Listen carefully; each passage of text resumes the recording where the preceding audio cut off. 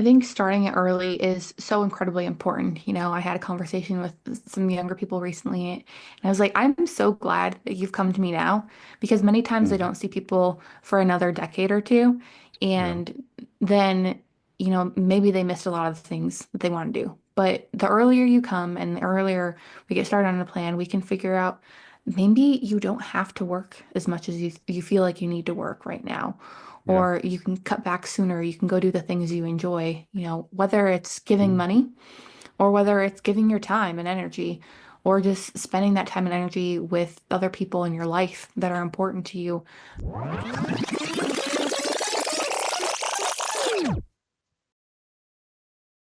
Hey, everybody, welcome back to another episode of the Richer Geek Podcast. Today, we have Bri Conn. We're going to change it up a little bit, and she's going to talk about what maybe a lot of us are, and that's people without kids. I don't know, is it called that dinks? Or, there's a couple of different Yeah. things that you can call us, but Bri is the Chief Experience Officer at Childfree Wealth. It is a life and financial planning firm dedicated to helping child-free and permanently childless people. She's also a child-free wealth specialist and the co-host of the Child-Free Wealth podcast. How you doing, Bree? I'm doing well. How about yourself? Doing well.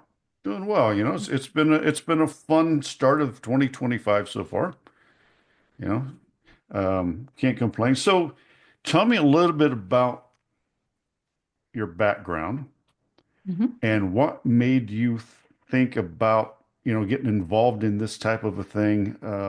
I think it's important because a lot of people, we don't even think about, um, as my wife and I are child free also, that we just kind of go on through life and not even think about, the things that might happen. So give us a little bit about who Bree is. Yeah, so I started out my career in marketing and worked in that for a few years, got to the point where I just did not enjoy it anymore and how really had an interest in personal finance. And Mm, I was recommended this Facebook group and it was for child-free people. Joined it, didn't really think much of it. One night there mhm, were a couple posts and the first one said, "What do you do now?" And then the second one said, "What do you want to do?" I commented mm, on both of them. I said I'm in marketing, I work with social media management. And then I said I want to be a CFP, a certified financial planner.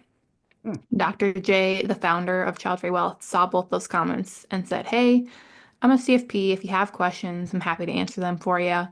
Otherwise, I would love to just send your information to some people that I know who need help with social media marketing." Yeah. And I was like, okay, sure, if somebody's here willing to have a conversation with me and I can learn more, I'm going to do it. Did that. We talked for 2 hours. It was supposed to be 30 minutes and it was 2 hours. Did that a second time. And, I said, can I have a job? Because I'm not really worried about asking. If I want something, I'm going to ask for it. Mhm. And so that's exactly what I did. And he said, let me think about that. Because, of course, this person he's met twice now is asking him for a job. Um, Called me back a couple days later and said, I think we can make this work. And now I've Mm, been with Child Free Wealth for just about 2 years. I didn't think that this is where I was going to be in the finance mm, industry. It was definitely an accident and wouldn't have happened mhm. if it wasn't for that suggested Facebook group and that post. But now I do it and I love it and I can't imagine doing anything else. So that's how I ended up here and at Child Free Wealth. Yeah, it's amazing how what they call it destiny or just, you take the right turn or the left turn and it ends up on the path that you didn't know or expect, but it's the one that you're meant to be. So I think that's really cool. So child-free wealth, um, what is it? What is it? What is its core purpose? Is it financial planning? Is it end of life planning? Is it everything? Is it CPA firm, financial advisory? Tell us about child-free wealth. Yeah, so we do what we call life and financial planning, which Mhm. means we really focus on making your finances simple so that your life can be amazing. Mhm. Whenever we meet with our clients, one of our first questions is, do you care about how much money you pass on when you die? Many of them say no. Okay. If you're Yeah. not caring about how much money you pass on when you die, then you have the ability to make a lot of different choices throughout your life. So oftentimes, people will come to us and want all the financial advice and what do I need to invest in? Should I do this or that? And I'm like, whoa, whoa, whoa, that's great. But what do you want out of your life first? Like, what do you want it to look like? What is that? What are the things you like to do all the time? And what do you want to do more of? How can we make your life more amazing? And we really have a lot of conversations about that and what that looks like for people. And then from there, we figure out what numbers are attached to that. What do you need to shoot for and earn or invest so we can get there? But that life part is such a big, big piece for us of let's not just focus on numbers. I have Mm. conversations with people who are so checklist and number driven. I'm like, no, Yeah. no, no. You can go through your entire life and I've had this before. I've had people getting close to retirement age or at retirement age, and I've asked them, what do you want to do with your life? And they don't have an answer. They don't know. Mm. And I remember it so clearly one time. This has been one of the first calls I ever did, and I still remember it and still remember the person's face. And I said, has anybody ever asked you that before? What you want to do with your life? And they Mm. said no. And it was so amazing, but also kind of sad Yeah. to know that this person had gone through so much of their life and they had just been following all these boxes the entire time. And it Yeah. wasn't reflective of them. It's you get caught up in the 9 to 5 and putting in your tenure.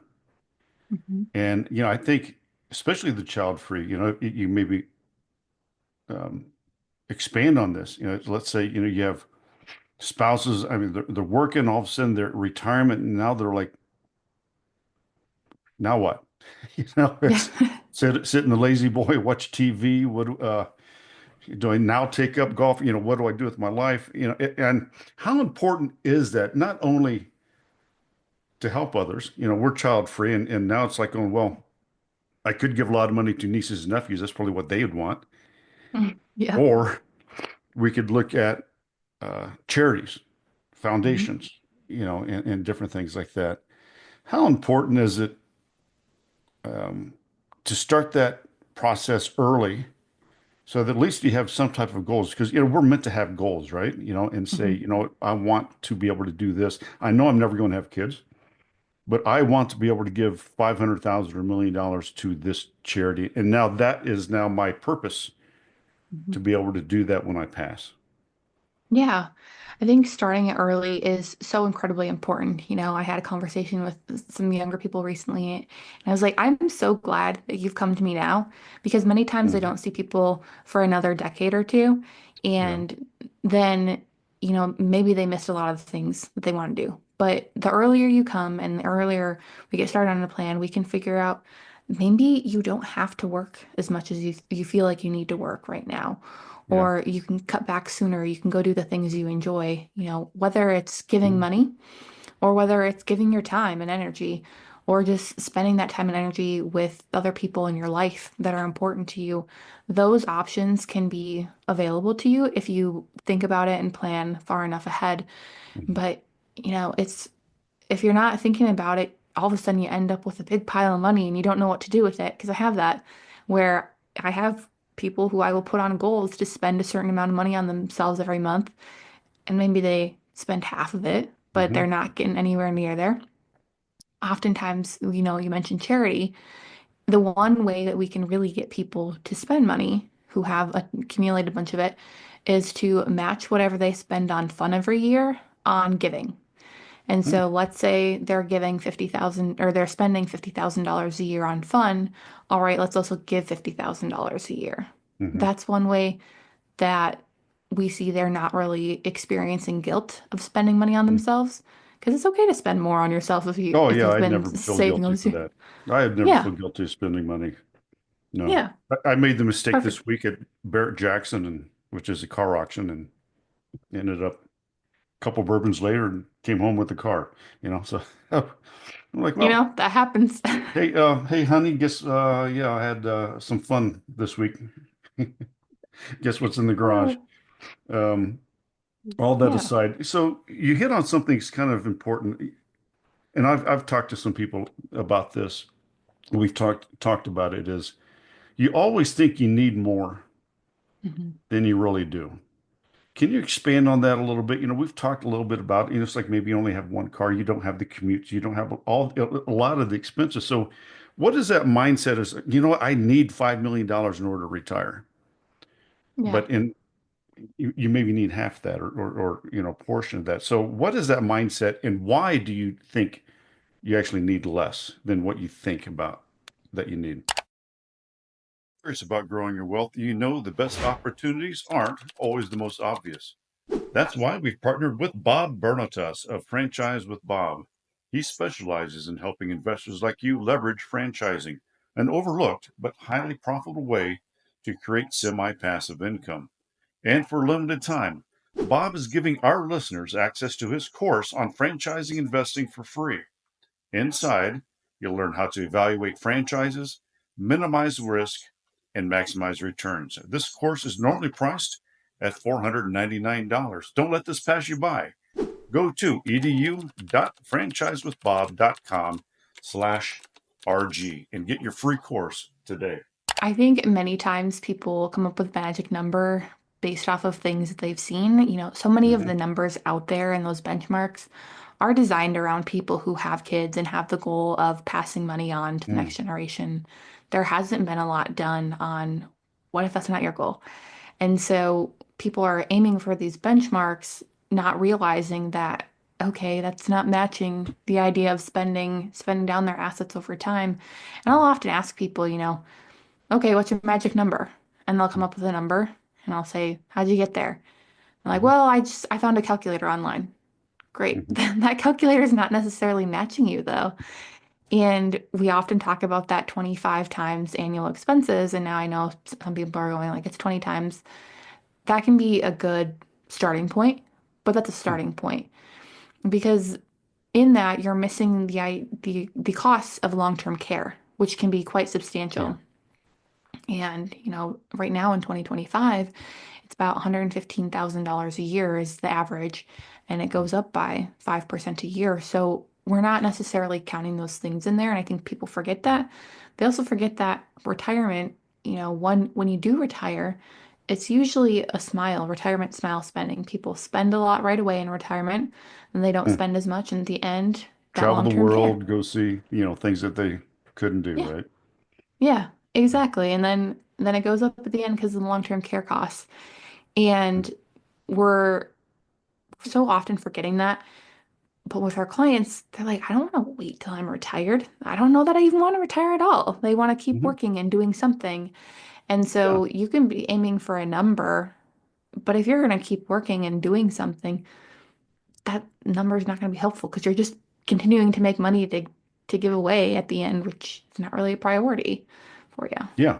Yeah. I want to die with zero in the bank. That'd be, Hmm. you know, Yeah. why not? Um, that's it's very interesting because you hit on some numbers about, because my wife and I talked about it's like how much money do we need? Do we want to do things? And then we see some people that saved it all, didn't spend like now while they're working. They end up getting sick, and then it's like, oh, aren't you glad you have multi-millions of dollars? And because now you broke your hip and you can't do anything. So what is that balance of, some people are just like, I don't want to spend now. I don't want to spend now. I need to save for retirement. Um, is there a thing it's like going, hey, it's okay to have fun now while you're working? Because it's also Hmm. stress relief while you're working 9 to 5 for someone else. And you can't just sit there and just pound it, and hope Yeah. that you're healthy when you retire. What do you tell some people about that balance of work life now compared to like, when you're retired? Yeah. I mean, I can think of multiple people that I know personally who have worked so darn hard that Mhm. they've put themselves into health complications, whether that be heart attacks or strokes, because they've been so focused on working and they Mhm. haven't taken that break. Yeah. And, I've even had health scares before too of Yeah. those things. I don't know how to necessarily translate that to people other than say, hey, yeah, you've got all this, but there's going to be a day that you don't, and you never know when that is. Hmm. So I think the more that people see that around them, which is unfortunate because it sucks to have that stuff going on, but when Yeah. people see those health scares in others, then they go, "Oh, I need to do something now. I can't just keep doing this forever." And I've seen Mhm. people who they're like, "I have to take a 2 week vacation every 6 months." I'm like, "Why do you have to take a 6 months or 2 week vacation every 6 months?" Well, because my job is so stressful. Okay, can we Mhm. cut back on work? Can we change jobs? Sometimes we're gonna figure out like, let's not just treat, you know, kind of I don't want to give you a diagnosis of like work is really hard and so we're going to just put you on a medication of travel. Yeah. No, let's let's figure out what the issue is, and if that's your job is really really stressful, are there ways we can change that and adjust so that Mhm. you're not having those big issues happen all the time? And sometimes it's sitting down and they take a sabbatical for a period of time and Mhm. they find a new career. But those things can let's treat what's actually going on. Let's not just add band-aids. Yeah. Um, I see in the bio it says, this thing, it's very interesting, the concept of file. Mhm. Financial independence, live early. Uh, Expand on that if you would. Yeah, financial independence, live early is really, we hear about FIRE all the time. Yep. Financial Fire. independence, retire early. And so the idea of that, most people is they're grinding super hard to go ahead and retire and duck out. Well, file is, do we need to grind really hard or can we aim for financial independence? We're still going for that. Hmm. Can we cut back on work? Can we get to a point where, hey, you're still working and now you're just covering expenses, quite similar to Coast Fi, and you're not putting money away. What you make, you just spend it, and then your investments are growing, you're good. I've done that with people and it's been great. Are there ways that we can adjust similar to what I was talking about with work Yeah. versus like needing to stay in that job and continue to take these vacations to stress relieve yourself? Like, no, it's that live early is changing those jobs and finding jobs that aren't so stressful and you can really enjoy. Or Yeah. maybe that's just cutting back to part-time or three-quarters time, anything like that as well. So it's doing more of those experiences now. I mean, travel, think about travel. How many things do people want to do? I know years ago, I was told by somebody that I shouldn't be traveling so much because I should do that when I'm in retirement.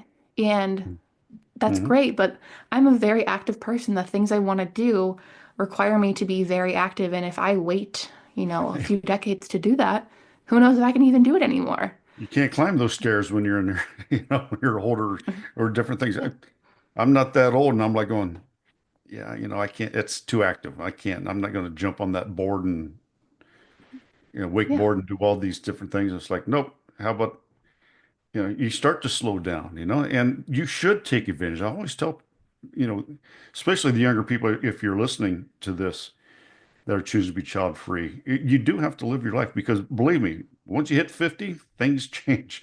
You know, you Yeah. creak and groan and do all these types of things. So yeah, that's crazy if someone says you should wait till retirement.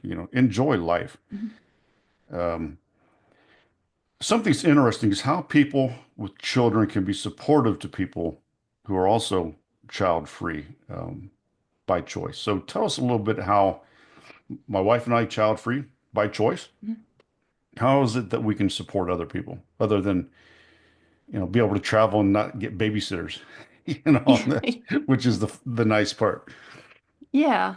I mean, not having to find a babysitter, amen to that. Because Yeah. that I feel like is always a big struggle for people. But it's just really being a kind human, not going in with preconceived notions and being judgmental. There's Mhm. many times in which people like to make comments and saying, you should do this or you should do that or you should be able to fund this because you must have. I feel like the one we see all the time is our child-free people will assume that they have a bunch of extra time and money Mhm. to Yep. go and do for other people. Yep. That's not necessarily true. I get And that a lot. You're right. It's like going, we spend 100,000 a year on all of our kids. You must have all this money. So, yeah, yeah, like it, and it's so, when we're working with some of our younger clients mm, and people will say that to them, it's like, they have no idea what the financial situation is for them. And the clients are doing well and they can do the things they want to do, but that doesn't mean that there's extra money just Mhm. they're swimming in Yeah. that they can go and pay a bunch for other things. Like recognizing that life choices are different and that is Mhm. okay. And not being rude about it or saying, well, you should do this or you should do that.